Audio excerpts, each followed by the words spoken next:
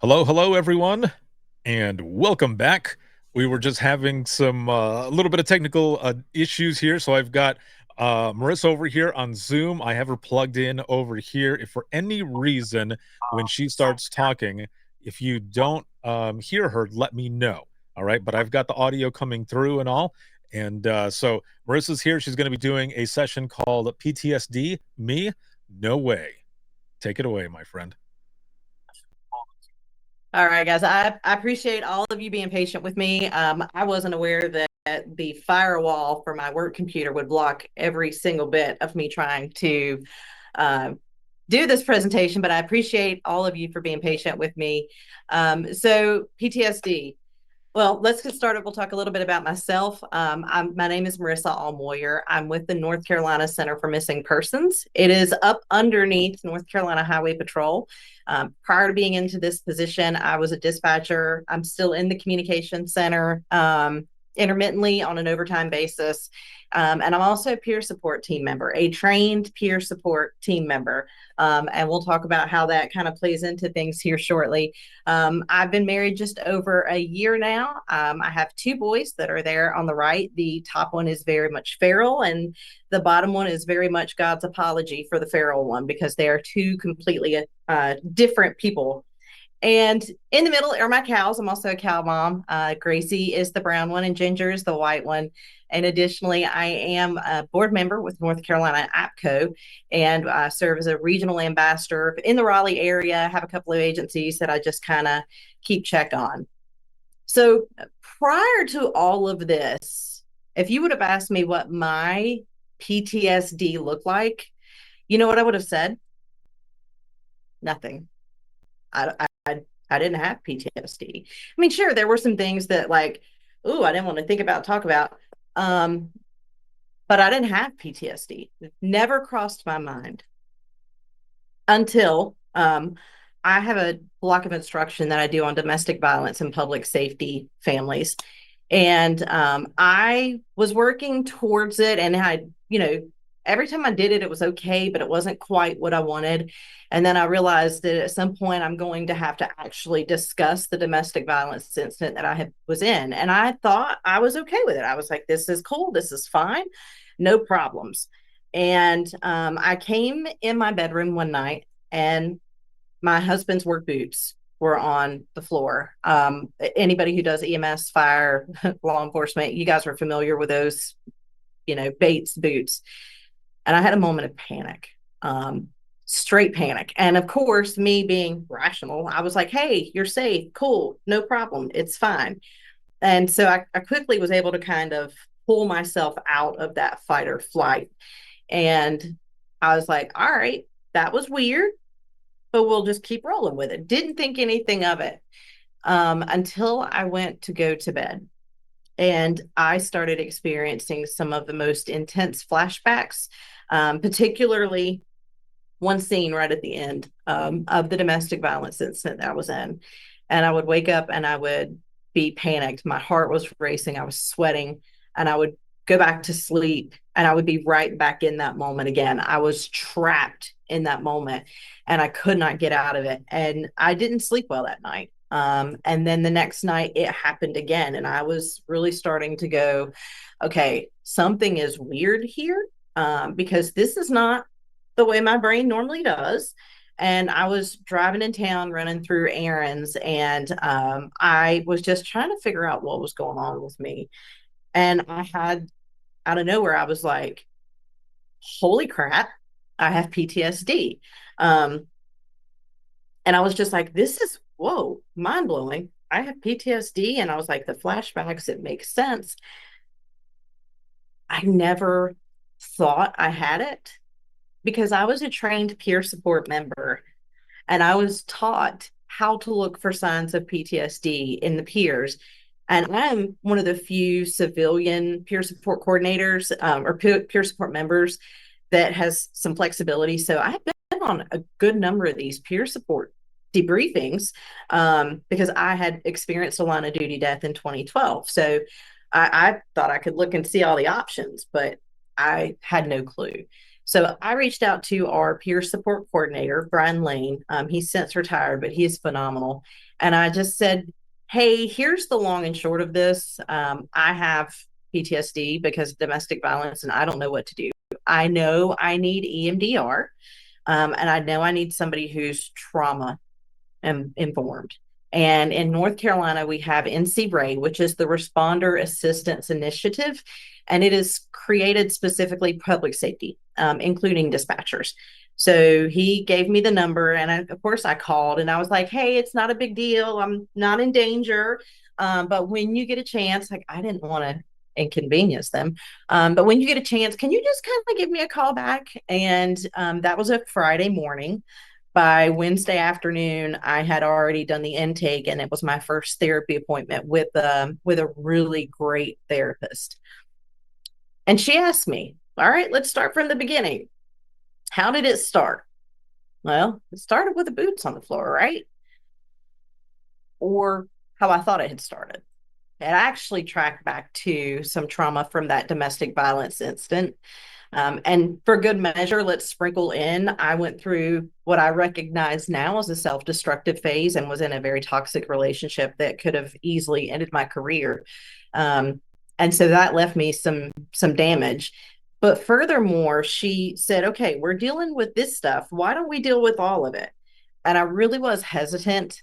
But I was really angry with my mom. I She made a lot of decisions that I didn't like and I wasn't approved of, and I had a lot of really like confused mixed feelings about her because as much as I loved her, I was still very angry with her, and I had debated on going no contact with her prior to going into therapy. So there was some childhood stuff there, and she said, "You know what? Let's just deal with it all."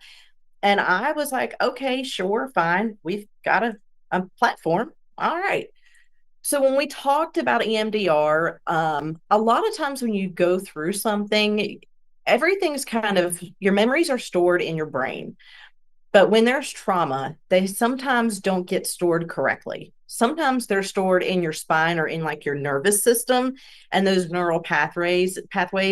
And it's called body memory or somatic memory. There's a book out about trauma and it's called The Body Keeps Score. There's a lot of emerging science about how PTSD can actually affect your body, specifically in back pain.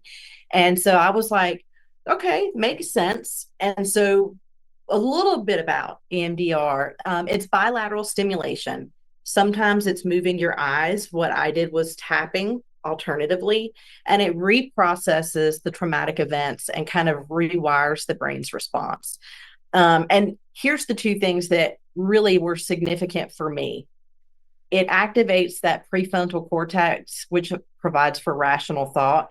But even more so, it calms down that overactive amygdala, which is your fear center. And the thing about EMDR that I really want you guys to understand is it's not a one and done thing. It literally rewires your brain. And we'll talk about that a little bit later on, but it's not something that you do and you're cured. It's a process and it is phenomenal when you come out of it.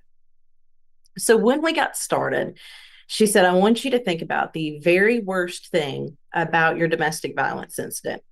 And for me, it was sitting in the doctor's office and I was having to go get seen because I was injured. I was out of work for 3 days. I had permanent nerve damage under a shoulder blade. Um, it wasn't the fact that it happened. It wasn't the fact that I was injured. It was the fact that I had to tell someone what had happened to me. That was the worst part. I was embarrassed. I was ashamed. There's so many feelings that come around that. And, looking back, it's always the coulda, woulda, shoulda. Didn't you see signs and everything else? And I was like, well, yeah, but. And she was like, "Marissa, stop rationalizing your feelings." And that was one of the hardest things for me. I have a habit of rationalizing everything. And when you rationalize your feelings, you don't feel your feelings. If you've never done EMDR, you have to feel your feelings. I am not good with that. And that was probably the most difficult part. And I still don't like feeling my feelings, but I'm getting better at it, most definitely. Um, but we processed that domestic violence incident and everything that happened around it. And what my brain finally told my heart pretty much was that I didn't deserve that. That's one of those things that, like, as survivors, no one tells us. And sometimes you need to hear it. But I didn't deserve that. It wasn't my fault. But also the coulda, woulda, shouldas. I cannot hold myself accountable for what I did not know at the time. And I want you guys to just kind of pin that because it's going to come into play a little bit later. But I cannot hold myself accountable for what I didn't know at the time. I agree. I wish my younger self could do this. It's easy to beat yourself up over decisions and regrets that you've made, but it's harder to admit that you made the best decision you could with the emotional and mental intelligence you had at that time. Because sometimes the last thing we want to do is forgive ourselves. Anyway, thank you. And that TikTok just kind of resonated with me because it really was like, oh, punch in the gut. I was like, I need to forgive myself. I did not know any better. Had I known better, I would have done better. And so we progressed and we worked through a couple of other things. And it had gotten to the point that I was really just ready to talk to my mom. And I was ready to be like, Mom, these things bothered me. Can you please tell me your take on it?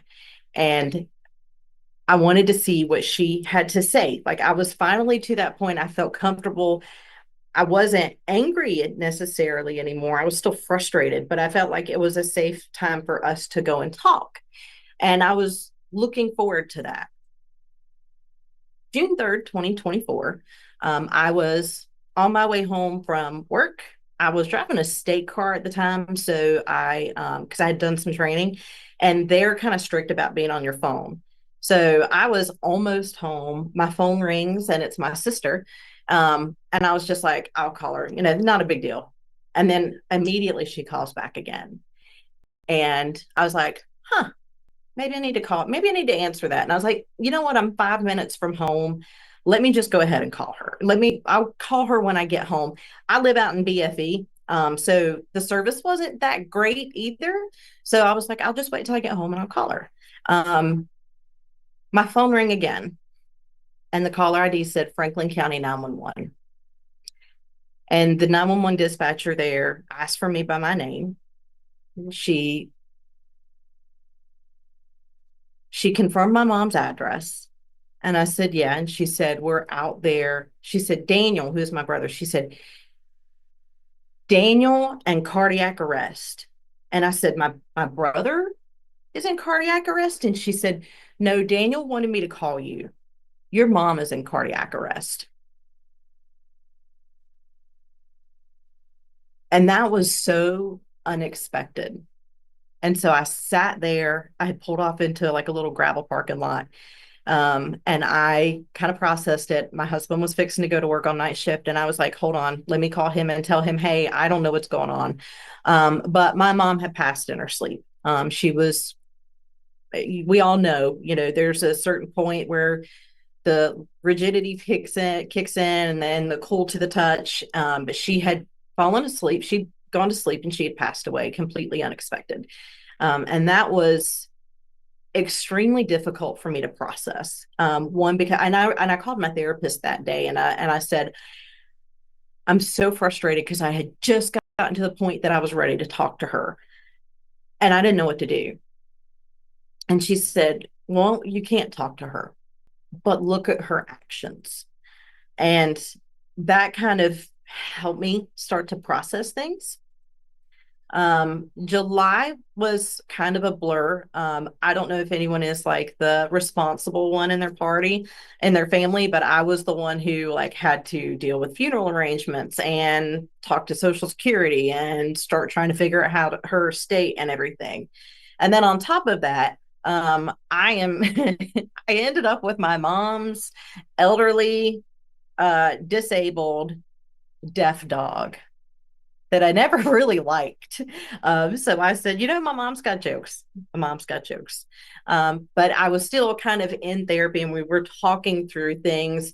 And some of the things that we had talked about, it really kind of helped me process it. So a couple takeaways for me there was parents are persons too. I don't know how many of you are parents. I have raised seven. I birthed two, but I've raised seven at some point in time in their lives. And it's hard. And looking back, I made mistakes and I could not hold my mom to that standard of not making any mistakes because I did. The other thing is generational trauma exists. We are getting better about working through this and acknowledging it. My grandmother, my mom's mom, was one who loved to sow discord. So that was really difficult to work through. And we'll talk about some of that in a few minutes too. Conflicting feelings are allowed to exist. My therapist said you can hold both of them, and one's not wrong. They can both exist, and that's okay. And sometimes being able to just process, like knowing it's okay for me to have those conflicting feelings, really did help. And then giving until you're gave out isn't healthy. My mom was one who would literally give you the shirt off of her back. Um, and some people took advantage of that. And I was out of my control, but it really, really made me mad at her. But then in talking to my therapist, we realized that was her trauma. And it was the way she worked through things because she didn't want anybody mad at her. She didn't want anybody upset at her. And then also,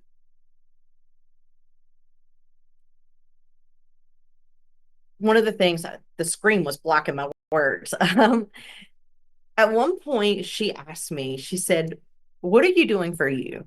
And I said, "What do you mean?" And she's like, "What are you doing for self-care?" And I was like, I don't know. I don't I don't want to take something from someone else. And she said, "No, no, no, no, no, no. Taking what you need is self-care. Taking more than what you need is selfish. So don't let yourself get caught up in that. Take what you need, and that is okay." I also, of course, we know this anger is a protective response. I felt like my mom had failed me in some of her decisions. And so I was angry about it because I felt like the, the 7, 8 year old me needed to be protected. And so that anger. And one of the things that we did with the bilateral tapping was like I had to have a conversation with kid me. And it was weird and it was awkward, but at the same time, there was a feeling of peace once it processed. And that piece is still here. So it's not like you get it and you're gone and it goes away. No, like kid me is fine. She's fine. She's going to stay fine. Boundaries are okay. Some people don't like it when you put boundaries up, but sometimes you need boundaries. The toxic relationship that I was in, I blocked him on everything. He still attempted to send me different message requests and things like that. And I just blocked everything because that was my boundary. You were not healthy for me, and I'm not dealing with you anymore. And also be mindful of substance abuse. So we have those days where we have just a day and we're like, I need a beer. I'm going home and I'm drinking a beer. But then we also have those days where you know you don't need to drink because if you start, then you're not going to stop. And why that plays into all of this is I had a lot of unprocessed feelings because of this PTSD. So I was my dad's firstborn. My dad's name was Morris, hence the way my name is spelled. And my dad and I were tight like glue. I was the legitimate daddy's girl. My mom would often say that if she passed out, I would step over her to make sure dad was okay. And she was probably right. One of the things we tend to do with those feelings is stuff them. We don't want to deal with them. We're going to stuff them. And after my dad passed in 2006, so it's been 18 years. My dad passed in 2006. He was considerably older than my mom, so we knew it was coming, but it still was not fun. And I was so busy afterwards helping mom with everything. It was like 6 months later before I cried, before I really boo-hooed. And it was like 2 minutes. And then I was like, nope, toughen up. You're done. You know? I never processed my dad's death because it hurt, because it didn't feel good, because I missed him and I still miss him. Um, I was lucky in that my dad was the stay-at-home dad, but it hurt so much I never touched it and I never processed it, and I just thought it was okay. What ended up happening is I had to feel my feelings with this grief from my dad too. And there was a conversation. Now, mind you, my kids are grown. We have some conversations sometimes that are hee hee ha ha. So it's not a clutch of pearls moment. But my kid had made a comment about, hey mom, let's go do some math, and just making a joke. And my brain was like, you know what? I would do anything to feel anything different than what I've been feeling for the past 6 weeks. The only thing I had in my heart was grief. And I was tired of feeling the grief. And I would do anything, my brain would do anything to feel different. Now, of course, I recognize that as like an unhealthy response. And I was like, whoa. But then I also understood how addictions happen, because you're just trying to feel anything other, doesn't have to be better or worse, anything other than what you've been feeling. So I did go through some grief fatigue, and it's just rough. Sleep disturbances, hypervigilance, withdrawal. There was a week that my husband was on the couch watching TV and I said, I love you, but I'm just going to go to bed. I laid in bed for like a week outside of work. I would come home, I would lay in bed, I would mindlessly scroll. It was almost paralyzing. So the grief that I had to process, there's many ways you can deal with this reflective time, restorative sleep, nature walks. I started literally walking in the park. Like, I would put in my earbuds, and I had gotten really, really, really consistent with it too. So it was kind of healthy. But I had also fallen down the steps at my home and injured my knee and couldn't kayak like I normally do. So with the therapist, I had worked through some of the grief. I had worked through all of the anger, and I honestly could not find it in my heart to be mad at my mom anymore. And that was a really, really good feeling. You learn about generational trauma and things like that, and you come to see your parents in a different light. And so my therapist and I was like, you know what? I feel like I'm on a good pace with this, and I feel like I don't need to take any more therapy appointments. And she said, if you're good, I'm good. I still have your file. If you ever need anything, give me a call back. And so I was like, great, perfect. Um, September was rough because I was still very much dealing with some of the stuff from my mom. My younger brother is high functioning autistic, but he requires a guardian with his disability. So I had gone through all the paperwork for that. And it was like, mom, you should just be here. You should just be here. So I ended up at Emerald Isle. And I was just like, I told my husband, I was like, I'm going to the beach. And he's like, the beach? And I was like, yeah, the beach. And he was like, okay. I said, I'm struggling. He said, okay. And I walked out there and had a conversation with my mom and sat on the beach and journaled. And then I came back home.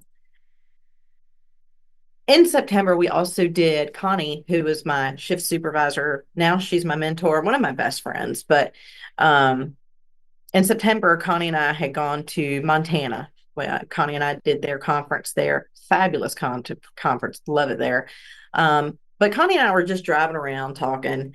And I had made the comment to her, like, hey, my mom messaged me like 2 hours, 3 hours, 4 hours before she passed. And she said, huh? I said, yeah, she sent me a message on Facebook Messenger. I just didn't ever check it. And I said, so I was like, that's kind of weird. And she was like, so you mean to tell me you were like the last thing on your mom's mind before she passed? And that was wow. Because I don't know how many of y'all are the oldest kid or the first daughter or the person that everybody leans on. You're the kid nobody has to worry about because they're fine. That was me. And because my mom didn't feel the need to even ask if I needed help, I felt overlooked a lot of times and I felt like I didn't matter. But then when you look at it in terms of look at her actions, like the therapist told me to do. Um, that was pretty significant. And then I remembered at the funeral, my uncle had mentioned me going to Montana, and I don't talk to that uncle. We just don't talk. But my mom had talked to him, and he told me, and he was like, your mom was really proud of you. She never told me that. She told everybody else that. But when I look at her actions, then I recognize that like she did love me. She did care about me. She wasn't out to make bad decisions on purpose. But it was the EMDR that I went through that helped me see that instead of just being like, whatever. Because at first I just, cast it off. Um, October, remember that little fall I took? I got new hardware. So I ended up with a partial knee replacement. And it was pretty significant. I don't know how many of you have ever gone through that, but it is rough. And I was trying to be very conservative with my pain medicine. And then the nerve block wore off. And that was some of the most intense 20 out of 10 pain I have ever felt. So I was struggling and had to medicate myself pretty heavily to get over that. But in that first week home, um, I had the expectation that my husband was just gonna like know what I needed. And I had this expectation that he would take care of me. And that expectation did not get met. And I spiraled. Now I'm gonna blame the drugs for this, not illegal ones, but legal ones that were taken and prescribed limits. But I spiraled and my brain really just went deep. And I was so upset with him, and I didn't think he had my back, and I felt like he had not done what I needed him to do. And he was just like, wait a minute, Marissa, what did you ask me to do that I didn't do? And I was like, yeah, and I just like my brain couldn't. I don't know what I was thinking, but I really felt like he had neglected me. He looked at it as, you have it, you're good. If you need something, you'll tell me and I'll take care of it. And he did. There was never anything I asked for that he didn't do. But I had this different expectation, and my brain was just swirling, and I felt rejected, and I felt like he didn't love me, and I felt like he resented me because I needed so much help that first week. And I was sitting on the end of the bed, and it's just, I can't figure it out. And my brain, because of the EMDR, my brain was able to break through and say, Marissa, it's not you against him.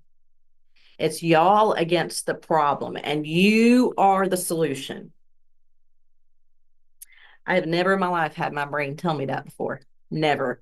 That is the value of EMDR, because in that moment, my brain had a breakthrough. Remember when we talked earlier about the amygdala, the overactive amygdala, and it's a fear response? I was fearful that he didn't love me anymore. Like that's where my brain went. And that overactive amygdala was like, yes, let's run with that. But the EMDR helped my brain kind of change course. And in that second, I understood. I understood where we had the misunderstanding. He didn't do anything wrong. Bless him. He's so rational sometimes. I want to just smother him with a pillow, but he didn't do anything wrong. And for me, it was a wow moment because my brain had never done that before. November, we talk about things that I was mad at my mom for. And I literally, this happened like Thanksgiving. So when I was younger, my dad's family's from Jersey. So we'd go up there a couple times a year to visit my dad's family up there. And I had like a journal that I had, and it was just, 12, 13, 14. And I left it on the kitchen table, and my mom had put like gone in the back of it, and she had written, I read your journal and I know all your secrets. I was livid, livid, livid. And I was like, I remember being like, Mom, that is so messed up. Why would she's like, no, no, no, no, no, I'm joking, I'm joking, I'm joking. I harbored so much anger for that. I didn't know why, but I just harbored so much anger for that. And I was just like, total invasion of my privacy. And I was like, why would she do that? Like, I was really upset. And so my brain, again, with the EMDR, we're working stuff out. And I recognize now that that was how her mother treated her. And it was supposed to be hee hee ha ha, even if it hurt. And so my mom was only replicating what she had known. And I remember at some point she did like earnestly apologize to me years ago, but I was like still holding on the the anchor to it. But it was really rough there for a minute. And now we're in December. Um, of course, with the holidays, it's hard, especially because now I feel like this is the first holiday I'm grieving both my parents. And grief needs to be witnessed. And that's the thing with the EMDR. The grief and the pain and the trauma has to be witnessed, and you have to talk about it. You I don't like feeling my feelings. My therapist made me feel my feelings, and I got into my feelings just this week and I did not like it. But as it says here, it's not to take the pain away, but it's just be present in the moment. And it doesn't have to be any silver lining. You can legitimately miss someone, and that's okay. And I don't think that I would have had the peace that I have with my relationship with my mom now had it not been for the EMDR that I went through. And it was so significant how it changed my brain. But even this week, I had gone to Walmart and was having to get some stuff for my nephew for Christmas. And I go down the card aisle and there's all these cards for mom. And I took a picture of it and I sent it to my best friend. And I was like, I hate this. This sucks. And earlier that day, my husband had pulled all the Christmas stuff out and we put up the tree. And of course, it's a pre lit, there's two strands out. I am so not feeling it. So not feeling it. And I was just frustrated and I was like, you know what? I don't even care. I don't even want the tree. I don't even want to do Christmas. I don't want any of it. And it was that grief that I was feeling. Old me would have put the grief in a box and shoved it down. EMDR me is feeling the grief out. And so my husband was eating dinner and he's giving me the space to just vent and cry. And I was just like, it's stupid. I don't want to do this. And I was just frustrated. And he just let me listen. And then he goes into the bedroom where I keep all my stuffed cows. And he takes all the stuffed cows. And now my tree is decorated with cows. And so in that moment of grief, I also found some happiness. And I don't think without the EMDR, I could have found that. But that is my husband putting cows on the tree so I don't get so frustrated. So now if you ask me what did my PTSD look like, here's what I know now. Feeling like you have to keep busy. Um, my my therapist had asked me what my schedule looked like, and I always have something. I keep my schedule full. And so if I see a free day, I'm like, ooh, what can I do there? But years ago, I was diagnosed with anxiety, and it was probably related to all of that domestic violence stuff. And so when I got done dealing with it, I was like, oh, I'm cured. I don't have anxiety anymore. That was a lie. I will always have it. It just doesn't always affect me. But I part of managing my anxiety was knowing my schedule and my routine and being able to look at my phone and go, okay, I'm doing this then. Avoiding anything that reminds you of the trauma. So the funny thing is when I went to get trained for peer support, I was unhealed because that traumatic incident of working that line of duty death had really messed with me. And it was in peer support training that I was able to process that. But for 5 years, I would not even drive on the interstate on the portion of the highway where my trooper went down. I avoided it, could not look at it, could not think about it, nothing. Also, being unable to remember the details of what happened. In one of my other classes, I talk a little bit more about what happened with my domestic violence incident. I don't remember all the parts. There's gaps. And what happens when you experience trauma is your brain sometimes just says, nope, we're not remembering this. You are offline. You are offline. There's nothing here. It's all in here. And that's what happened is my brain was like, no, I'm not going to make these memories. So for me, that those being unable to remember details was like, there's PTSD.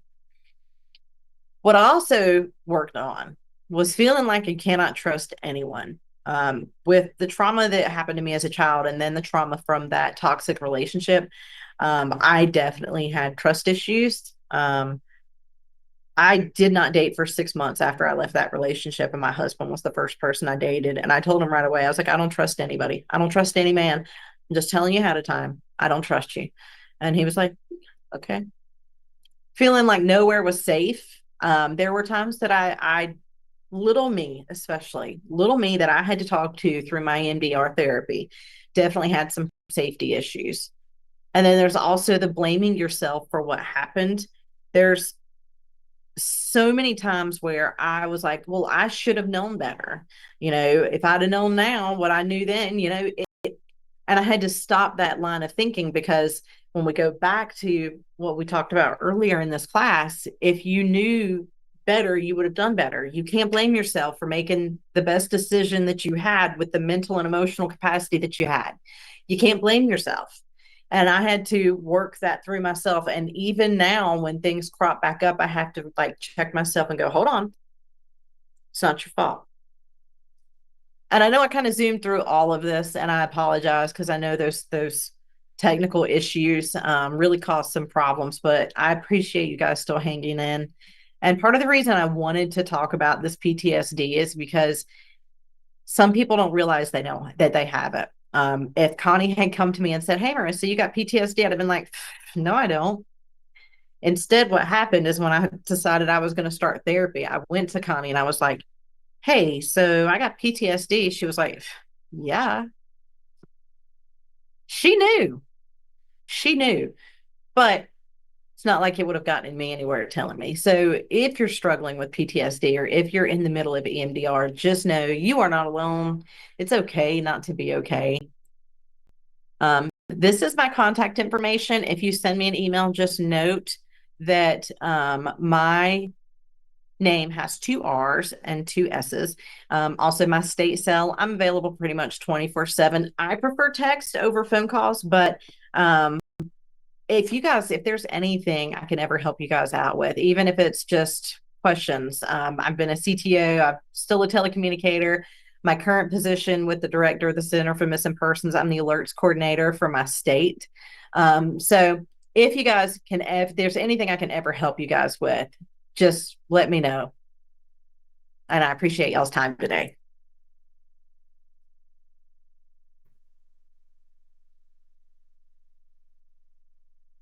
All right. Let me switch this over here.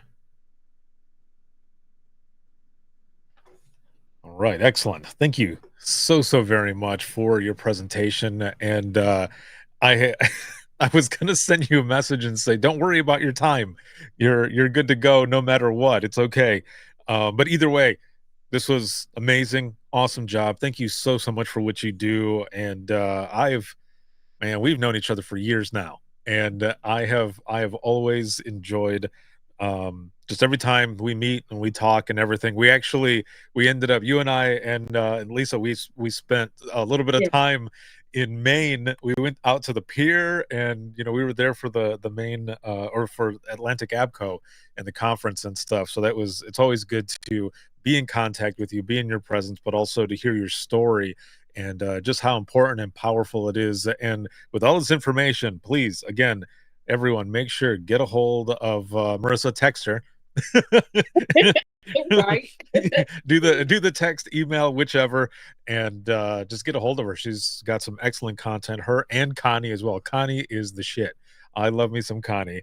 Tell her I said hello, by the way, if you see I her would- soon. And oh, wait a minute, Mike over here in the comments says you could have shared a Moxie. Did you have some Moxie?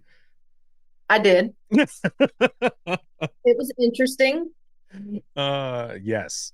Yeah, I said the same thing. I mean, if I think everyone kept saying that it would have been it would be better if it was cold. And I said, well, I wanted to try it anyway, no matter what. And it had, a little bit of a Robitussin taste, but Yeah, the the Robitussin taste was there. the aftertaste, that is, yeah. But I mean, it was all right. I I want to find some. I hopefully there's some around here that I can pick up somewhere. Oh, wait a minute. This as a non-Mainer, it tastes like, yeah, as it tastes like cough syrup. Mike says the same thing.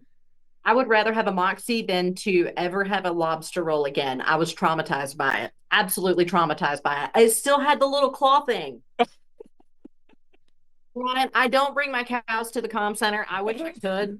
Um, my mom's little dog has I stuck her in there, but the cows are considerably harder to take through a National Guard building. Uh-huh.